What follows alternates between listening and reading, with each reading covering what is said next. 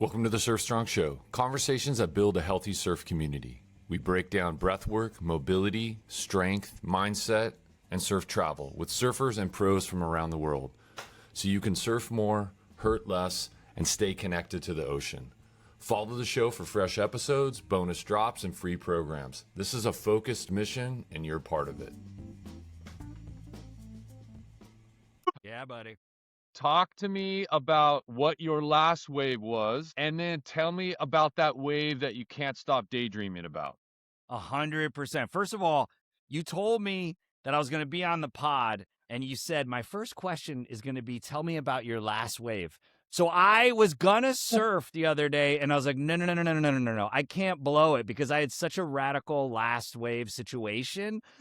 I actually had such a good wave that we went on a 3-day surf trip with my kid, and day 3 I had a lot of moving parts, so I just basically took him to the water and let him surf, and I just filmed him and watched him and kind of vegged out and got super zen on the beach. Because my last wave was so good, I knew I couldn't top it. So we went south of Santa Barbara, rented a house in Summerland with my kid for his spring break, and my wife and her sister and her family and Nanima, a.k.a. our grandma. And we all went there, and for 3 days, we surfed Rincon, and it was awesome. And it wasn't a particularly great day at Rincon, which actually helped, because there was only 5 to 10 of us out there. And if there was any sort of size on it, that number would have been exponentially more. I mean, anywhere from 80 to 100 guys on a really good day. So luckily it wasn't a good day, but it was just good enough. And Rincon is such a special ride. And I live in Redondo Beach, and basically I surf a jetty. Okay. So I either go, right on the Topaz side or left on the Sapphire side. And my joke is Sapphire is saphiring because it is never firing, ever. But whatever. It's all relative. Everything is relative. If you get low enough, if you're really low, it can be kind of big. So that particular day at Rincon, it was not firing, but I'm so used to this jetty beach break little peel off where maybe you're on the wave on a lucky wave for 6 seconds. You know what I'm saying? Maybe 10, maybe everything has to be really firing. And so at Rincon, you get on a wave and you stay on that wave, and you feel like you could call your uncle, you could do your taxes, you could binge a show on your phone, and you're still on the same wave. So I was at Rincon. I gave my kid my longboard because he's really good at longboarding. And I need some advice on longboarding, so I'm going to ask you after I tell you my last wave story. But I was this house that we rented, we brought a shortboard and a longboard, 2 boards. But this house had boards. So I was like, oh, I'll bring the longboard, the shorty, and this wave storm that was at the house, right? Super fun. My kid's out on the longboard, which is more of a performance board, whatever. I'm on the wave storm, not really caring. And this little guy came in, and it was just the perfect spot. Paddle, paddle, pop. And then I was on that left, it was a right. And I learned on a right, so I'm pretty good on a right. So I was backside carving, facing the beach, on the wave forever, looking at all those multi-million-dollar homes. Absolute gorgeous day. It was just me and my son that day. It was just epic. And I just had time to not really do anything other than carve and zen out and soul surf, and just had such a blast on that wave. And so personally, I started surfing many, many years ago.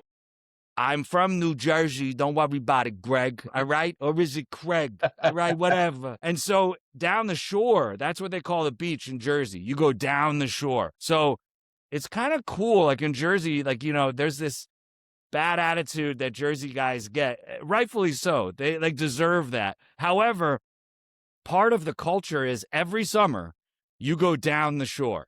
And so I grew up going to the beach in the summers, and my parents now have retired in Ocean Grove, New Jersey, which is right next to Asbury Park, made famous by Bruce Springsteen. And I didn't know that there was a surf culture in my town until I moved to California, became a surfer, and then went back to Ocean Grove and saw, right by the Asbury Park Ocean Grove border, there's a surf spot. Because in New Jersey, there's like tons of black balls and you're not allowed to surf everywhere. You can before 9 a.m., but at 9 a.m., they kick you out. So like I'd go to the beach as a kid. I never saw surfers. I only saw boogie boarders. So I boogie boarded, whatever. My cousin from Jersey was a lifeguard and he surfed. He moved out to LA because I was doing a Comedy Central show, The Chris Wylde Show, starring Chris Wylde, where I played Chris Wylde.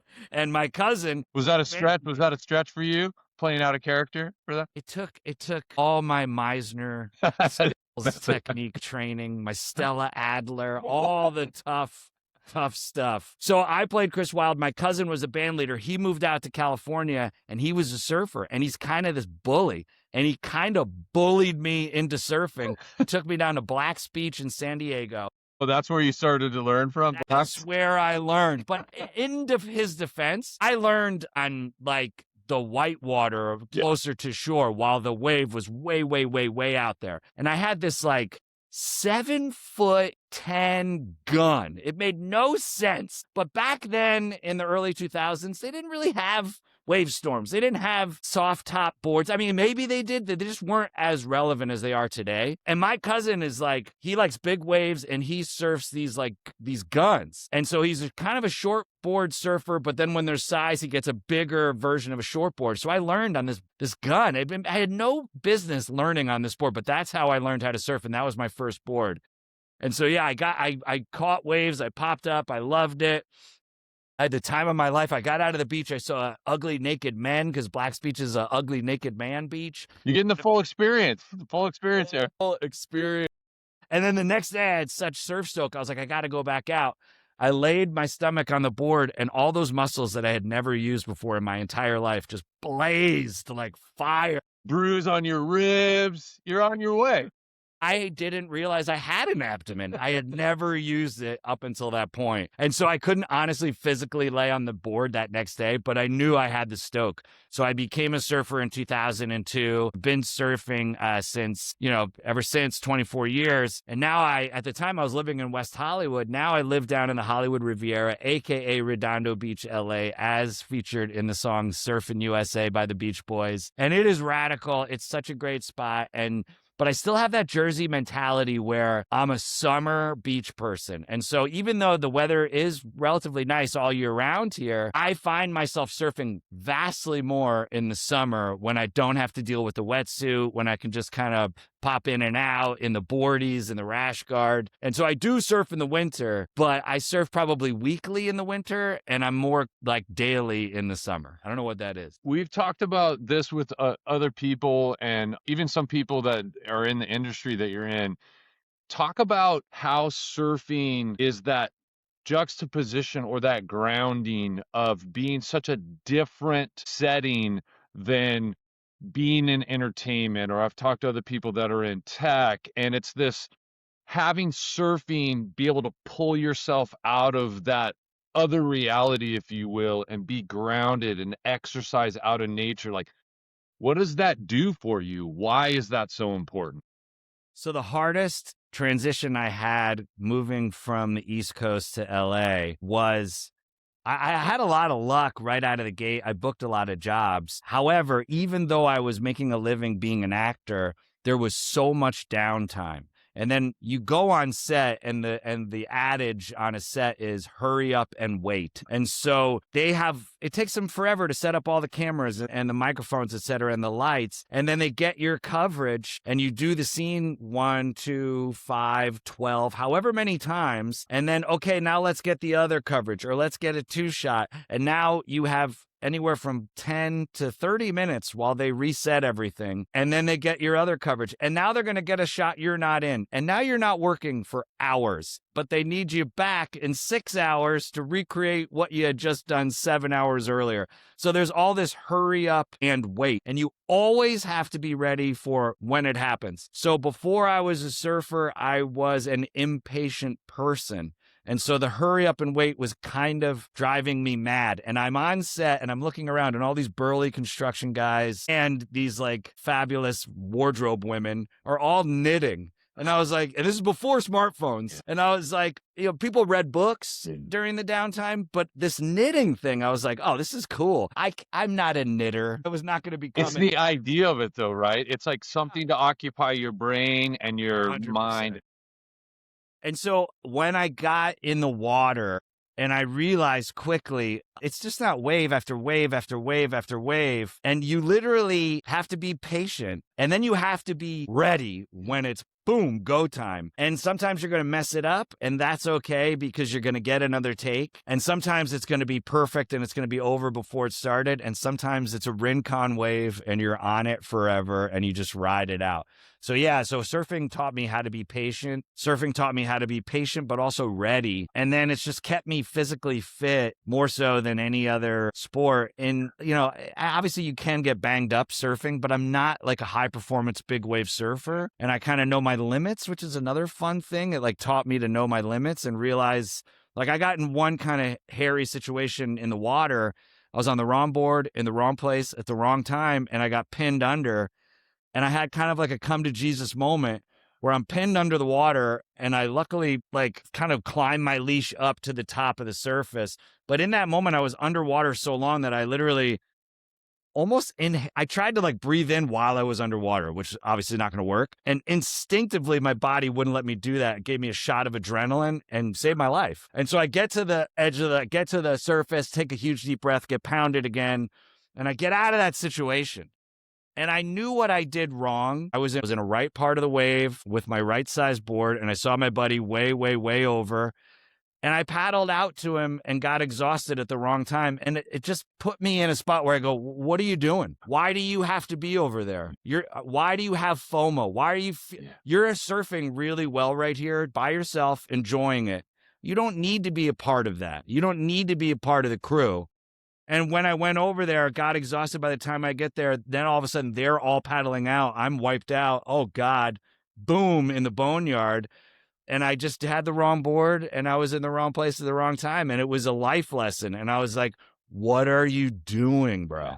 I'm not the guy that's going to jump out of the plane. You know what I mean? Yeah. I'll go in a plane for a movie in the movie Space Cowboys. I'm flipping around, I'm nose diving and doing all this crazy stuff. But I also knew I had a world-class pilot behind me doing all the heavy lifting, and I was just along for the ride, enjoying it. So there was never really any danger.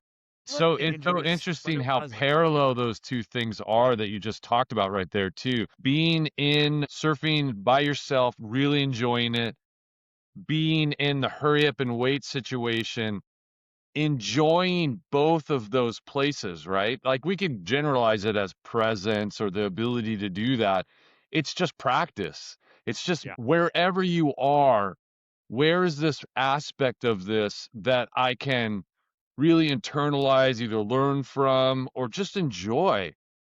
I think us as this modern life, I think it's always been an issue for humans and existence, but in the modern life that we live with so much stimulus, we're so disconnected to that. And circling it back to surfing, that is the primary thing that surfing gives to me is you're right.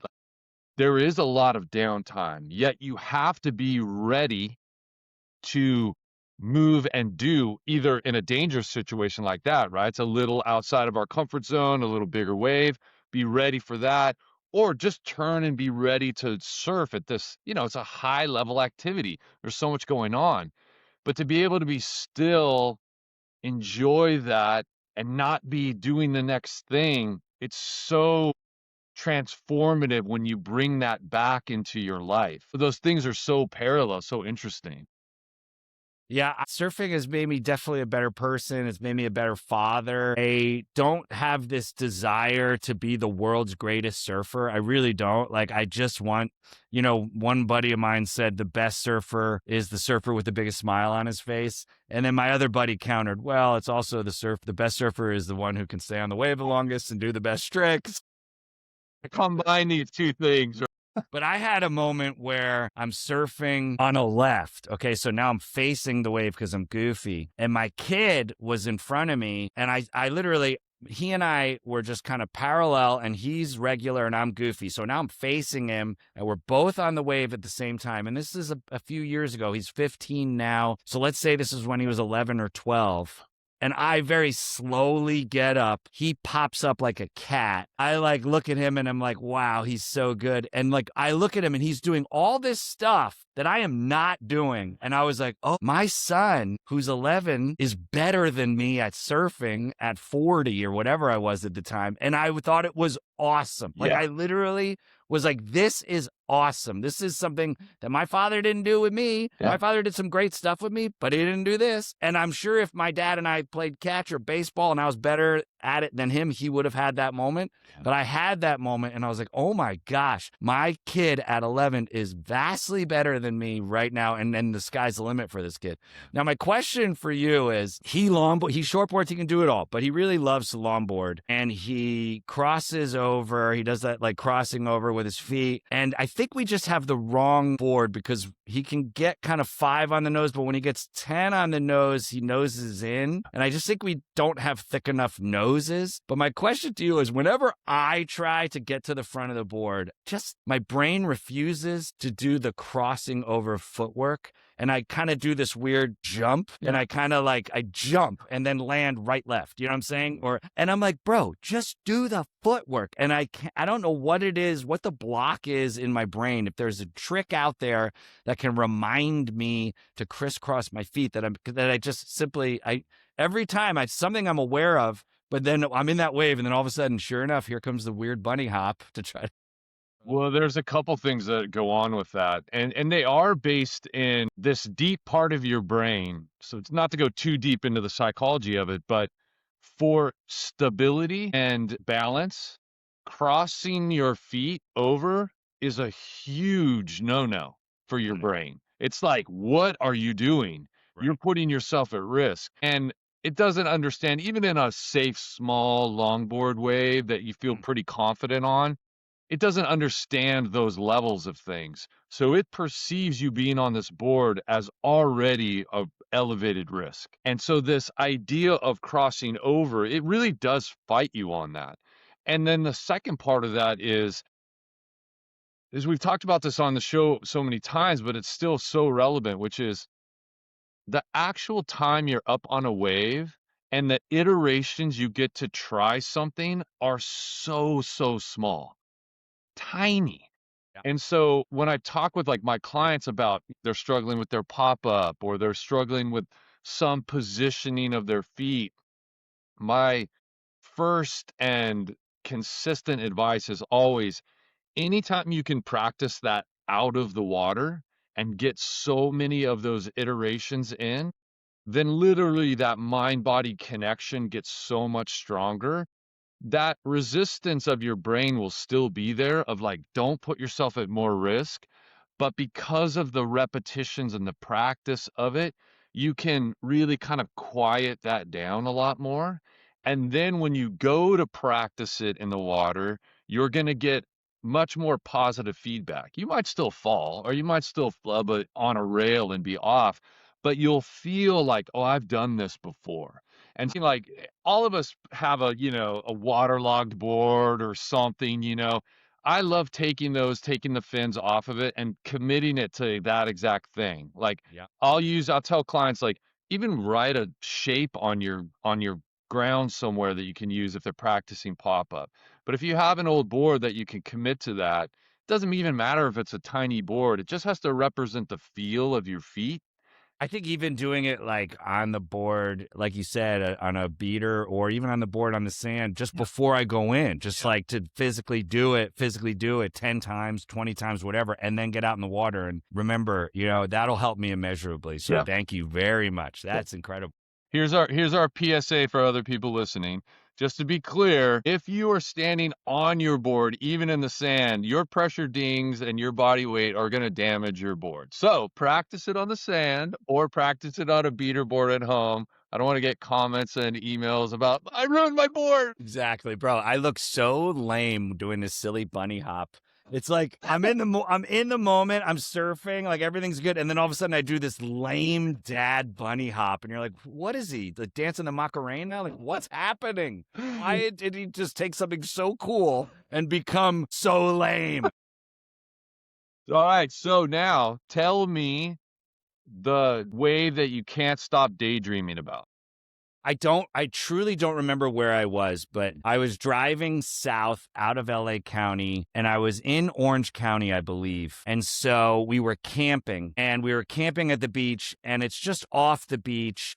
And the camp spot is right off the highway. Okay, so you exit off the highway, and it's either right at the beginning of San Diego County or right at the beginning of Orange County. I cannot remember. But there's camping, and then you walk down this trail under this overpass, and then boom, you're at the beach. And so I had this great board that I found in my garage at my new apartment. It was thick. It was a Becker board, single fin, and it was probably older than me, or maybe my age, like also from the 70s. So I'm there with my board, and I'm walking by my wife's good friend's new boyfriend, who is a lifeguard, okay? So this guy's the real deal. And I felt very safe surfing with a lifeguard. I was like, this is incredible. I'm my own personal lifeguard. So it's the two of us walking to the beach. And he's a really good surfer, and he's probably about 10, 15 years younger than me. There's a dude in the lineup, and there wasn't a big lineup, but there was this dude that was kind of gnarly, that was barebacking with a full-on mohawk.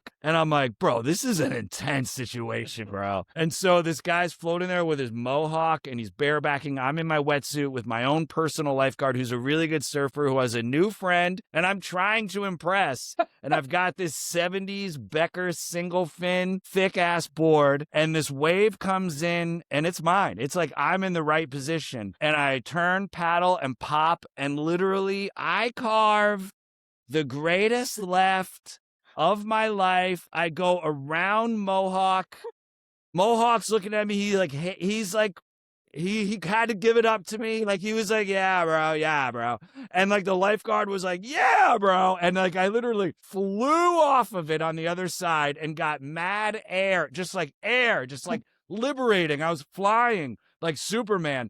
And in that moment, I was like, this is the greatest moment of my life. And I landed, and I probably cannonballed in the water or whatever the hell it was. But the lifeguard saw it, Mohawk saw it, and I lived it. And that was the best wave of my life.